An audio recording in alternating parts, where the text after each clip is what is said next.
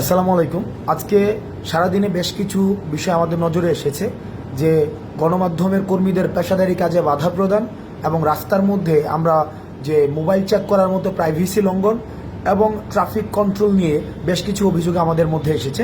আমি প্রথমেই বলতে চাই যে আমরা নির্যাতকের পরিবর্তন চাইনি, আমরা নির্যাতনেরও পরিবর্তন চেয়েছি। আমরা যেই আমাদের মধ্যে এতদিন আমাদের দেশে যে বিদ্যমান যে সমস্যাগুলো ছিল, এই সমস্যাগুলো যারা সৃষ্টি করত, আমরা তাদের পরিবর্তন শুধুই চাইনি, বরং সমস্যাগুলোর পরিবর্তন চেয়েছি। ছাত্রলীগ যেভাবে আমাদের ফোন চেক করে দেখেছিল যে আন্দোলন সংশ্লিষ্ট কোনো ছবি আছে কিনা, এবং তারা আমাদের শিক্ষার্থীদের উপরে নির্যাতন করেছে ফোন চেক করার মধ্য দিয়ে, এবং সেটি প্রাইভেসি লঙ্ঘন হয়েছে, আমরা তখন সেই বিষয়টির প্রতিবাদ জানিয়েছি। কিন্তু আজকে আমরা দেখেছি যারা বৈষম্য বিরোধী ছাত্র আন্দোলনের পরিচয় দিয়ে তারা বিভিন্ন মোড়ে এই যে ফোন চেক করে মানুষের প্রাইভেসি লঙ্ঘন করেছে, যেটিকে আমরা অত্যন্ত নিন্দনীয় কাজ মনে করছি এবং সেটির আমরা প্রতিবাদ জানাচ্ছি এবং তাদেরকে আমরা হুঁশিয়ার করে দিতে চাই, আপনারা এই ধরনের কাজের আর কখনোই পুনরাবৃত্তি করবেন না। কারণ এই ছাত্রলীগীয় কায়দায় যে কাজগুলো হয়, আমরা সেটিরও কিন্তু পরিবর্তন চাই।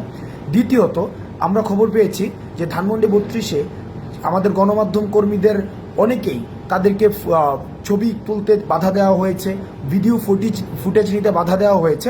আমরা বিশ্বাস করি গণমাধ্যমের অবাধ স্বাধীনতা থাকা প্রয়োজন, এবং যারা মত প্রকাশ করতে চায় এবং যারা দ্বিমত প্রকাশ করতে চায়, উভয়ের স্বাধীনতা নিশ্চিত করা প্রয়োজন। সেই জায়গা থেকে আজকে যারা ধানমন্ডি 32-এ যারা গণমাধ্যম কর্মীদেরকে তাদের পেশাদারি কাজ করতে দেননি, তাদের এই কাজের আমরা নিন্দা জানাই। গণমাধ্যম স্বাধীনতা নিশ্চিত করার জন্য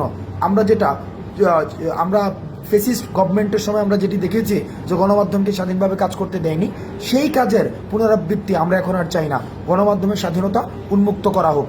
তৃতীয়ত, আমরা ট্রাফিক কন্ট্রোলের যে বিষয়টি, সেই বিষয়টি নিয়ে আমাদের কিছু বিষয় আমাদের কাছে পর্যালোচনা এসেছে যে ঢাকার বিভিন্ন প্রান্তে স্বতঃস্ফূর্তভাবে শিক্ষার্থীরা ট্রাফিক কন্ট্রোলের কাজ করছে, সেটি অবশ্যই ইতিবাচক। কিন্তু 2 কিলোমিটার একটা রাস্তায় যদি 5 থেকে 6 বার সেখানে ট্রাফিক চেক করা হয়, সেটি মানুষের বিরক্তির পর্যায়ে পড়ে।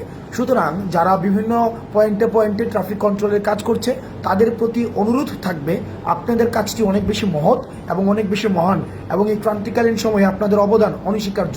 কিন্তু আপনারা নিশ্চিত করবেন আপনারা যাত্রীদের সাথে এবং ড্রাইভারদের সাথে এমন কোনো ব্যবহার করবেন না যাতে করে আমাদের বৈষম্য বিরোধী ছাত্র আন্দোলন বা আমাদের রাষ্ট্র সংস্কারের যে কাজটি শিক্ষার্থীরা স্বপ্রণোদিত হয়ে করছে, সেটিকে কোনোভাবে প্রশ্নবিদ্ধ করা যায়। আমরা আমাদের রাষ্ট্র সংস্কারের কাজ অব্যাহত থাকবে, এবং যতদিন না পর্যন্ত রাষ্ট্র সংস্কারের চূড়ান্ত প্রতিফলন আমরা সামনে দেখতে পাচ্ছি, ততদিন পর্যন্ত এই রাষ্ট্র সংস্কারের কাজ চলবে। আপনারা ভালো থাকবেন। সালামু আলাইকুম।